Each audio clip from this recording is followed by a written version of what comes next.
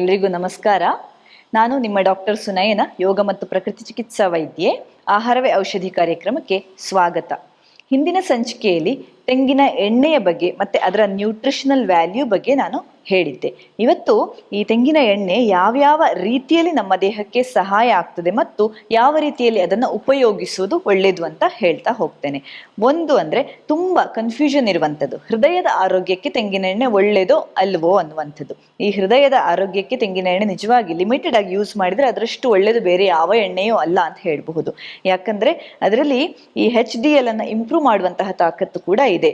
High density lipoprotein ಅಂದರೆ ಅದು ಒಳ್ಳೆಯ ಒಂದು ಕೊಬ್ಬಿನ ಅಂಶ, ನಮ್ಮ ದೇಹದ ಗುಡ್ ಕೊಲೆಸ್ಟ್ರಾಲ್ ಅಂತ ಹೇಳ್ತಾರಲ್ಲ ಅದೇ. ಅದು ನಮ್ಮ ದೇಹದ ಆರ್ಟ್ರಿಯಲ್ಲಿರುವಂತಹ ರಕ್ತನಾಳಗಳ ಒಳಗಿರುವಂತಹ ಪ್ಲೇಕ್ಸ್ ಅನ್ನೆಲ್ಲ ತೆಗೆದು ಕ್ಲೀನ್ ಮಾಡಿ ಅದು ಮತ್ತೆ ಲಿವರ್ಗೆ ಕಳಿಸಿ ಅದು ಡೈಜೆಷನ್ ಅನ್ನ ಇಂಪ್ರೂವ್ ಮಾಡ್ತದೆ. ಅಂದರೆ ಫ್ಯಾಟ್ ಡೈಜೆಷನ್ ಅನ್ನ, ಫ್ಯಾಟ್ ಎಮಲ್ಸಿಫಿಕೇಶನ್ ಅನ್ನ ಜಾಸ್ತಿ ಮಾಡ್ತದೆ. ಹಾಗಾಗಿ ನಮ್ಮ ದೇಹದಲ್ಲಿ ಈ ಒಂದು ಹಾರ್ಟ್ ಸಂಬಂಧಿ ರೋಗಗಳು ಬರೋದು ಕಡಿಮೆ ಆಗ್ತದೆ. ಹಾಗಾಗಿ ಶುದ್ಧವಾದ ತೆಂಗಿನ ಎಣ್ಣೆಯನ್ನು ನೀವು ಯೂಸ್ ಮಾಡ್ತಾ ಬಂದರೆ ಅದರಷ್ಟು ಒಳ್ಳೆಯದು ಬೇರೆ ಯಾವುದೂ ಇಲ್ಲ. ಇನ್ನು ಓರಲ್ ಹೆಲ್ತ್ಗೆ ಬಂದರೆ, ಬಾಯಿಯ ಆರೋಗ್ಯಕ್ಕೆ ಬಂದರೆ, ನಿಮ್ಗೆಲ್ಲರಿಗೂ ತುಂಬ ಚೆನ್ನಾಗಿ ಗೊತ್ತಿರುವಂಥದ್ದು ಆಯಿಲ್ ಪುಲ್ಲಿಂಗ್ ಅಂತ. ಆಯಿಲ್ ಪುಲ್ಲಿಂಗನ್ನು ಮಾಡಿದರೆ ಎಷ್ಟೆಷ್ಟು ಬೆನಿಫಿಟ್ಗಳಿದ್ದಾವೆ ಅಂತ ನಿಮಗೆ ನಾನು ಹೇಳಬೇಕಾಗೂ ಇಲ್ಲ. ಬಹಳ ಜನರಿಗೆ ಪ್ರಾಕ್ಟಿಕಲ್ ಆಗಿ ಗೊತ್ತಿರುವಂತಹ ವಿಷಯ. ಒಂದು 2 ಸ್ಪೂನ್ನಷ್ಟು, ಟೇಬಲ್ ಸ್ಪೂನ್ನಷ್ಟು ತೆಂಗಿನ ಎಣ್ಣೆಯನ್ನು ಬಾಯಿಯಲ್ಲಿ ಹಾಕಿ ಮುಕ್ಕಳಿಸ್ತಾ ಬರುವಂಥದ್ದು. ಒಂದು 5 ರಿಂದ 10 ನಿಮಿಷ ಬಾಯಲ್ಲೇ ಇಟ್ಕೊಂಡು ಆಮೇಲೆ ಅದನ್ನು ಉಗಿದು ಆಮೇಲೆ ಬ್ರಷ್ ಮಾಡುವಂಥದ್ದು ಬೆಳಿಗ್ಗೆದ್ದು. ಅದರಿಂದ ಏನಾಗ್ತದೆ, ಬಾಯಲ್ಲಿರುವಂತಹ ಕೆಟ್ಟ ಬ್ಯಾಕ್ಟೀರಿಯಾಗಳನ್ನು ಕೊಲ್ಲುವಂತಹ ಪ್ರಾಪರ್ಟಿ ಕೂಡ ಈ ಒಂದು ತೆಂಗಿನ ಎಣ್ಣೆಗಿದೆ. ಮತ್ತು ಒಳ್ಳೆಯ ಬ್ಯಾಕ್ಟೀರಿಯಾ, ಬಾಯಲ್ಲಿ ಓರಲ್ ಗುಡ್ ಬ್ಯಾಕ್ಟೀರಿಯಾ ಇರುತ್ತಲ್ಲ ಅದನ್ನು ರಿಟೈನ್ ಮಾಡುವಂತಹ ಪ್ರಾಪರ್ಟಿ ಕೂಡ ಈ ತೆಂಗಿನ ಎಣ್ಣೆಯಲ್ಲಿ ಇದೆ. ಹಾಗಾಗಿ ಈಗ ನೋಡಿ, ಕೆಲವರೆಲ್ಲ ಮೌತ್ ವಾಶನ್ನು ರೆಗ್ಯುಲರ್ ಆಗಿ ಯೂಸ್ ಮಾಡ್ತಾ ಬರ್ತಾರೆ. ಅದರಿಂದ ಈ ಒಳ್ಳೆ ಬ್ಯಾಕ್ಟೀರಿಯಾಗಳು, ಕೆಟ್ಟ ಬ್ಯಾಕ್ಟೀರಿಯಾಗಳು ಹೇಗೂ ಸಾಯ್ತವೆ, ಕರೆಕ್ಟ್, ಆದರೆ ಅದರಿಂದ ಒಳ್ಳೆ ಬ್ಯಾಕ್ಟೀರಿಯಾಗಳಿಗೂ ಕೂಡ ತುಂಬ ಹಾನಿಯಾಗ್ತದೆ. ಬಾಯಲ್ಲಿರುವಂತಹ ನ್ಯಾಚುರಲ್ ಮ್ಯೂಕಸ್ ಮೆಂಬ್ರೇನ್ ಕೂಡ ಅಲ್ಲಿ ಡಿಸ್ರಪ್ಟ್ ಆಗ್ತಾ ಬರ್ತದೆ. ಮೌತ್ ವಾಶ್ ಅದು ಅಪರೂಪಕ್ಕೊಮ್ಮೆ ಕೆಲವೊಮ್ಮೆ ಡೆಂಟಿಸ್ಟ್ಗಳು ಸಜೆಸ್ಟ್ ಮಾಡಿದಾಗ ಮಾತ್ರ ಯೂಸ್ ಮಾಡಬೇಕೇ ಹೊರತು ಬಾಯಿ ಸ್ವಚ್ಛವಾದಂತಹ ಫೀಲ್ ಬರ್ತದೆ ಅಂತ ಹೇಳಿಕೊಂಡು ಬ್ಯಾಡ್ ಬ್ರೆತ್ತನ್ನು ತಡಿಲಿಕ್ಕೋಸ್ಕರ ಎಲ್ಲ ನೀವು ಮೌತ್ ವಾಶನ್ನು ಯೂಸ್ ಮಾಡೋ ಹಾಗಿಲ್ಲ. ಅದರಲ್ಲಿರುವಂತಹ ಕೆಮಿಕಲ್ಸು ಬಾಯಿಯಲ್ಲಿರುವಂತಹ ಒಳ್ಳೆ ಬ್ಯಾಕ್ಟೀರಿಯಾಗಳನ್ನ ನಾಶ ಮಾಡ್ತಾ ಬರ್ತದೆ. ಅದು ನಿಮ್ಮ ಮೌತ್ ಅಲ್ಸರಿಂದ ಹಿಡಿದು ವಿವಿಧ ರೀತಿಯ ಬಾಯಿಗೆ ಸಂಬಂಧಪಟ್ಟ ರೋಗಗಳಿಗೆ ಕಾರಣ ಆಗಬಹುದು. ಅದರ ಬದಲಾಗಿ ತೆಂಗಿನ ಎಣ್ಣೆಯನ್ನು ಯೂಸ್ ಮಾಡ್ತಾ ಬನ್ನಿ. ಅದರಲ್ಲಿ ನಿಮಗೆ ಗುಡ್ ಬ್ಯಾಕ್ಟೀರಿಯಾವನ್ನು ರಿಟೈನ್ ಮಾಡ್ತದೆ. ಅದು ಅಲ್ಲದೆ ಕೆಟ್ಟ ಬ್ಯಾಕ್ಟೀರಿಯಾವನ್ನು ಬೆಳೆಯುವುದು ತಡೀತದೆ. ಅದು ಹಲ್ಲಲ್ಲಿ ಪ್ಲೇಕ್ಸ್ ಫಾರ್ಮೇಷನ್ ಅನ್ನು ತಡೀತದೆ. ಇನ್ನು ಜಿಂಜಿವೈಟಿಸ್ ಅನ್ನುವಂತಹ ಕಾಯಿಲೆಯನ್ನು ಕೂಡ ಅದು ತಡೀತದೆ. ಈ ಗಮ್ಗಳು ಸ್ವೆಲ್ಲಿಂಗ್ ಆಗುವಂಥದ್ದನ್ನು ಕೂಡ ತಡೀತದೆ. ತುಂಬ ಬೆನಿಫಿಟ್ಗಳು ಈ ಒಂದು ಆಯಿಲ್ ಪುಲ್ಲಿಂಗ್ ಅಲ್ಲಿ ಇದ್ದಾವೆ. ಇನ್ನು ಮುಖ್ಯವಾಗಿ ಬರುವಂಥದ್ದು ನಮ್ಮ ಹೆಣ್ಮಕ್ಳಿಗೆ, ಮುಖ್ಯವಾಗಿ ಈ ಸ್ಕಿನ್ ಮತ್ತೆ ಹೇರ್, ಅದರ ಟ್ರೀಟ್ಮೆಂಟ್ಗೆ ಅದು ಯಾವ ರೀತಿಯಲ್ಲಿ ಯೂಸ್ ಆಗ್ತದೆ ಅಂತ.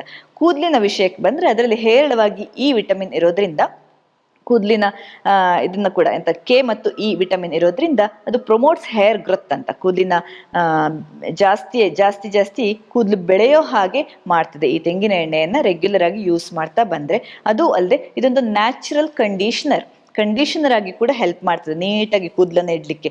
ಯಾವ್ಯಾವುದು ಆಲ್ಕೋಹಾಲ್ ಕಂಟೆಂಟ್ ಇರುವಂತಹ ಕೂದಲಿನ ಸ್ಪ್ರೇಯನ್ನು ನೀವು ಯೂಸ್ ಮಾಡ್ತಾ ಬಂದರೆ ಕೂದಲು ಡ್ರೈ ಆಗ್ತದೆ ಮತ್ತು ಬ್ರಿಟಲ್ ಆಗ್ತದೆ. ಅಂದರೆ ಕೂದಲು ಬಾಚುವಾಗ ಏನಾಗ್ತದೆ, ಅದು ತುಂಡಾಗ್ತಾ ಬರ್ತದೆ, ಹೇರ್ಸ್ ಅಂದರೆ ಬೇಗ ಬ್ರೇಕ್ ಆಗ್ತದೆ. ಹಾಗಾಗೋದನ್ನು ಈ ತೆಂಗಿನ ಎಣ್ಣೆ ಆದರೆ ತಡೀತದೆ, ನ್ಯಾಚುರಲ್ ಕಂಡೀಷನರ್ ಅಂತ. ಅದು ಅಲ್ಲದೆ ಈ ಸ್ಪ್ಲಿಟ್ಸ್ ಎಲ್ಲ ಫಾರ್ಮ್ ಆಗೋದನ್ನು ತೆಂಗಿನ ಎಣ್ಣೆ ತಡೀತದೆ. ಅದರಲ್ಲಿರುವಂತಹ ನ್ಯೂಟ್ರಿಷನ್ ರಿಚ್, ಜಸ್ಟ್ ಮಾಸ್ಕ್ ಮಾಡೋದಲ್ಲ, ಬಟ್ ನ್ಯೂಟ್ರಿಷನ್ ರಿಚ್ ಇರೋದ್ರಿಂದ ಅದು ರೂಟ್ ಕಾಸನ್ನೇ ರಿಮೂವ್ ಮಾಡಿ ಕೂದಲಿನ ಒಂದು ಪ್ರತಿ ಸ್ಟ್ರ್ಯಾಂಡ್ಗೆ ಕೂಡ ನೀವು ತೆಂಗಿನ ಎಣ್ಣೆಯನ್ನು ಅಪ್ಲೈ ಮಾಡ್ತಾ ಬಂದರೆ, ಬೆರಳಿನ ಮಧ್ಯೆ ಈ ರೀತಿ ನೀವು ಹಚ್ಕೊಳ್ತಾ ಬಂದರೆ ಅದು ಬಹಳಷ್ಟು ಆರೋಗ್ಯಕರ ಕೂದಲಿಗೆ. ಅದು ಅಲ್ಲದೆ ನೀವು ಹೊರಗಡೆ ಹೋದಾಗ ಕೂಡ, ತುಂಬ ಬಿಸಿಲಿಗೆ ಹೋದಾಗಿರಬಹುದು, ತುಂಬ ಚಳಿಗೆ ಹೋದಾಗೆಲ್ಲ ಕೂದಲು ತುಂಬ ಡ್ರೈ ಆಗುವಂಥದ್ದು, ಡಲ್ ಆಗುವಂಥದ್ದು, ಇಂಥ ಸಮಸ್ಯೆಗಳಿಗೆಲ್ಲ ಈ ತೆಂಗಿನ ಎಣ್ಣೆ ಸ್ವಲ್ಪ ಕೂದಲಲ್ಲಿ ಇದ್ದರೆ ಅದೊಂಥರ ನ್ಯಾಚುರಲ್ ಬ್ಯಾರಿಯರ್ ಥರ ಆ್ಯಕ್ಟ್ ಮಾಡ್ತದೆ. ಆ ಕೂದಲು ಎಕ್ಸ್ಟ್ರೀಮ್ ಟೆಂಪರೇಚರ್ಗೆ ಹಾಳಾಗೋದನ್ನು ತಡೀತದೆ ಈ ಕೂದಲು. ಮತ್ತೆ ಪ್ರಿಮೆಚ್ಯೂರ್ ಗ್ರೇಯಿಂಗ್ ಅನ್ನು ಕೂಡ ಅದು ತಡೀತದೆ. ಯಾಕೆ ಹೇಳಿ, ಪ್ರಿಮೆಚ್ಯೂರ್ ಗ್ರೇಯಿಂಗ್ ಅಂದ್ರೆ ಏನಾಗೋದು, ಕೂದಲು ಬೆಳಗಾಗ್ತಾ ಬರೋದು ಬೇಗ. ಅದು ತಡೆಯೋದು ಯಾಕಂದ್ರೆ ಈ ತೆಂಗಿನ ಎಣ್ಣೆಯಲ್ಲಿರುವಂತಹ ಆಂಟಿ ಆಕ್ಸಿಡೆಂಟ್ಸ್ ಅಂತ. ಈ ಆಕ್ಸಿಡೆಂಟ್ಸ್ ಅನ್ನುವಂಥದ್ದು ಅಲ್ಲಿ ಜಾಸ್ತಿ ಆದ ಹಾಗೆ ನಮ್ಮ ದೇಹದಲ್ಲಿ ಸೆಲ್ಗಳಲ್ಲಿ, ಅಂದ್ರೆ ಆಕ್ಸಿಡೆಂಟ್ಸ್ ಅಂದ್ರೆ ಸೆಲ್ಲಿನಲ್ಲಿರುವಂತಹ ವೇಸ್ಟ್ ಮೆಟೀರಿಯಲ್ಸ್. ಈ ವೇಸ್ಟ್ ಮೆಟೀರಿಯಲ್ಗಳು ನಮ್ಮನ್ನು ಏಜ್ ಆಗಲಿಕ್ಕೆ ಪ್ರೇರೇಪಿಸ್ತದೆ, ಏಜಿಂಗ್ ಸಿಂಪ್ಟಮ್ಸನ್ನು ತರುವಂಥದ್ದು ಅಂತ. ಈ ತೆಂಗಿನ ಎಣ್ಣೆ ಆ್ಯಂಟಿ ಆಕ್ಸಿಡೆಂಟ್ಸ್ ಇರೋದ್ರಿಂದ ಈ ಆಕ್ಸಿಡೆಂಟ್ಸನ್ನು ಸ್ವಚ್ಛ ಮಾಡಿ ಈ ಪ್ರಿಮೆಚ್ಯೂರ್ ಗ್ರೇಯಿಂಗನ್ನು ತಡೀತದೆ. ಹಾಗಾಗಿ ಕೂದಲಿಗೆ ಬಹಳಷ್ಟು ಸಹಕಾರಿ. ಇದನ್ನು ಹೇಗೆ ನಾವು ಯೂಸ್ ಮಾಡಬಹುದು ಕೂದಲಿಗೆ?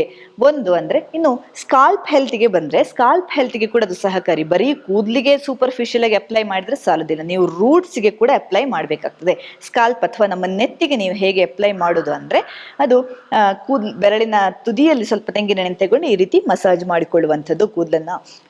ಮತ್ತು ಸ್ಕಾಲ್ಪನ್ನು ಕೂಡ ನೀವು ಮಸಾಜ್ ಮಾಡ್ಕೊಳ್ಬೇಕು. ಅದರಿಂದ ಸರ್ಕ್ಯುಲೇಷನ್ ಕೂಡ ಇಂಪ್ರೂವ್ ಆಗ್ತದಲ್ಲ ಮಸಾಜ್ ಮಾಡೋದ್ರಿಂದ. ಈ ಬ್ಲಡ್ ಸರ್ಕ್ಯುಲೇಷನ್ ಇಂಪ್ರೂವ್ ಆದ ಹಾಗೆ ಹೇರ್ ರೂಟ್ಸ್ ಸ್ಟ್ರಾಂಗ್ ಆಗ್ತಾ ಬರ್ತದೆ. ಆಫ್ಕೋರ್ಸ್ ಅದು ತೆಂಗಿನ ಎಣ್ಣೆ ಆಗಬೇಕು ಅಂತಿಲ್ಲ ಅಂತ ಹೇಳ್ಬೋದು, ಬರೀ ಮಸಾಜ್ ಮುಖ್ಯ ಅಂತ. ಆದರೆ ತೆಂಗಿನ ಎಣ್ಣೆಯಲ್ಲಿ ಆ್ಯಡೆಡ್ ಬೆನಿಫಿಟ್ ಇದೆ. ಇದು ಡ್ಯಾಂಡ್ರಫ್ಗೆ ಕೂಡ ಸಹಕಾರಿ ಆಗ್ತದೆ. ಆದರೆ ನೀವು ಪ್ಯೂರ್ ಕೊಕೊನಟ್ ಆಯಿಲ್ ಯೂಸ್ ಮಾಡಬೇಕು. ಯಾವ್ಯಾವುದೋ ಕಂಪನಿದು ತೆಂಗಿನೆಣ್ಣೆಯನ್ನು ತಂದು ಯೂಸ್ ಮಾಡಿ ನನಗೆ ಡ್ಯಾಂಡ್ರಫ್ಗೆ ಹೆಲ್ಪ್ ಆಗೇ ಇಲ್ಲ ಅಂದರೆ, ಅಥವಾ ತೆಂಗಿನೆಣ್ಣೆ ಚೆನ್ನಾಗಿ ಹಚ್ಚಿ ಆಮೇಲೆ ತುಂಬ ಶ್ಯಾಂಪು ಹಾಕಿ ತೊಳೆದು ತುಂಬ ಡ್ರೈ ಮಾಡಿದರೆ ಕೂಡ ಡ್ಯಾಂಡ್ರಫ್ ಸಮಸ್ಯೆ ನಿವಾರಣೆ ಆಗಲಿಕ್ಕಿಲ್ಲ.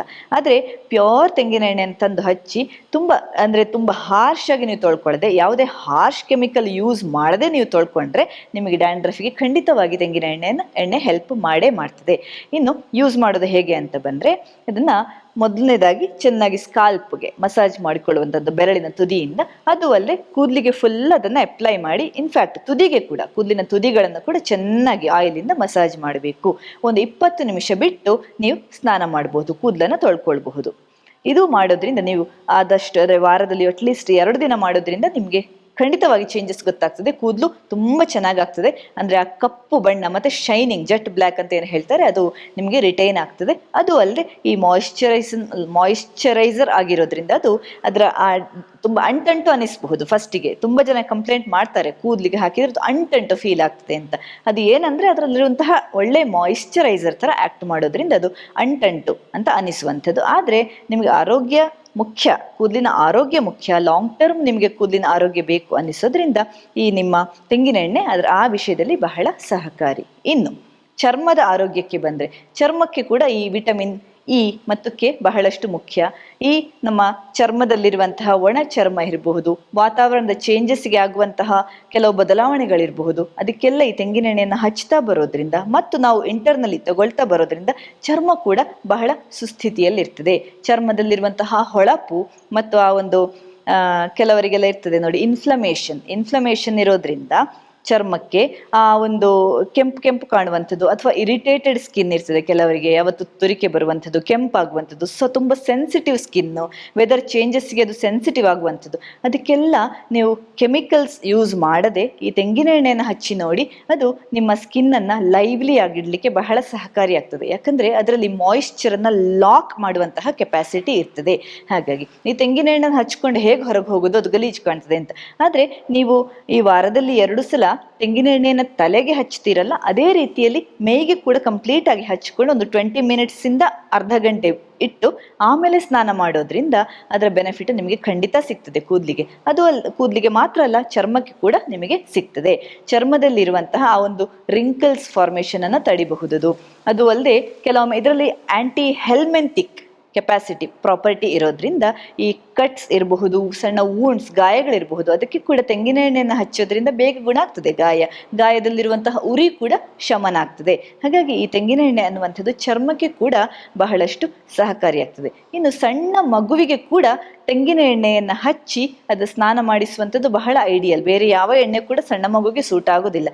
ಪ್ಯೂರ್ ತೆಂಗಿನ ಎಣ್ಣೆ ಸಿಕ್ಕಿದ್ರೆ ಅದನ್ನೇ ಹಚ್ಚಿ ಫುಲ್ಲು ಮಸಾಜ್ ಮಾಡಿ ಆಮೇಲೆ ಅದಕ್ಕೆ ಸ್ನಾನ ಮಾಡಿಸೋದು ಬಹಳ ಒಳ್ಳೆಯದು. ಅದು ಅಲ್ಲದೆ ಕೆಲವರು ಹೇಳ್ತಾರೆ, ಈ ಓರಲ್ಲಿ ಕೂಡ ಸಣ್ಣ ಮಗುವಿಗಾದ ತೆಂಗಿನ ಎಣ್ಣೆಯನ್ನು ಅದನ್ನು ಕೊಡಬಹುದು. ಯಾಕಂದರೆ ಅದು ಈಸಿಯಾಗಿ ಡೈಜೆಸ್ಟ್ ಆಗ್ತದೆ. ಬೇರೆ ಯಾವುದೇ ರೀತಿಯ ಫ್ಯಾಟ್ಗಳು ಸಣ್ಣ ಮಗುವಿನ ಹೊಟ್ಟೆಯಲ್ಲಿ ಡೈಜೆಸ್ಟ್ ಆಗೋದಿಲ್ಲ. ಆದರೆ ಅಂದರೆ ಇನ್ಫ್ಯಾಂಟ್ ಇರಬಹುದು, ತೊಟ್ಟಿಲ ಮಗು ಅಂತ ಹೇಳ್ತಾರಲ್ಲ, ಅದಕ್ಕೆ ಈ ತೆಂಗಿನ ಎಣ್ಣೆಯನ್ನು 1 ಡ್ರಾಪ್ 2 ಡ್ರಾಪ್ ಕೊಡ್ತಾ ಬಂದರೆ ನೀವು ಅದರ ಡೈಜೆಷನ್ ಚೆನ್ನಾಗಾಗ್ತದೆ. ಅದು ಅಲ್ಲದೆ ಅದು ಪುಷ್ಟಿಯಾಗಲಿಕ್ಕೂ ಸಹಕಾರಿ ಆಗ್ತದೆ. ಆ್ಯಂಟಿ ಹೆಲ್ಮೆಂಟಿಕ್ ಪ್ರಾಪರ್ಟಿ ಇರೋದ್ರಿಂದ ನಾರ್ಮಲ್ ಬ್ಯಾಕ್ಟೀರಿಯಲ್ ಫ್ಲೋರಾವನ್ನು ಇಂಪ್ರೂವ್ ಮಾಡಲಿಕ್ಕೆ ಕೂಡ ಅದು ಸಹಕಾರಿ ಆಗ್ತದೆ.